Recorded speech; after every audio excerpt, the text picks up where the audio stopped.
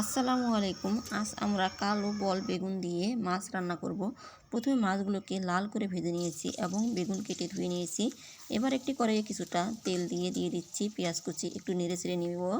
দিয়ে দিচ্ছি হলুদ গুঁড়া, কাঁচামরিচ বাটা, জিরা বাটা এবং কিছুটা লবণ। ভালোভাবে নেড়ে চেড়ে নিয়ে দিয়ে দিচ্ছি ভেজে রাখা মাছগুলো। আবারও কিছুক্ষণ ভালোভাবে নেড়ে চেড়ে নিয়ে দিয়ে দিচ্ছি কিছুটা পানি। হালকা নেড়ে নিচ্ছি, ঢেকে দিচ্ছি কিছু সময়ের জন্য। হওয়ার পর দিয়ে দিচ্ছি কেটে ধুয়ে রাখা বেগুন। ঢেকে দিচ্ছি, কিছুক্ষণ পর আবারও ঢাকনা খুলে আস্তে আস্তে নেড়ে চেড়ে দিচ্ছি যাতে মাছগুলো না ভাঙে। নেড়ে চেড়ে দেওয়ার পর দিয়ে দিচ্ছি কেটে ধুয়ে রাখা ধনিয়া পাতা। ঢেকে দিচ্ছি আবারও।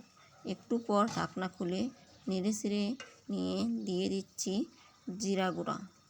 ঢেকে দিচ্ছি আবারও।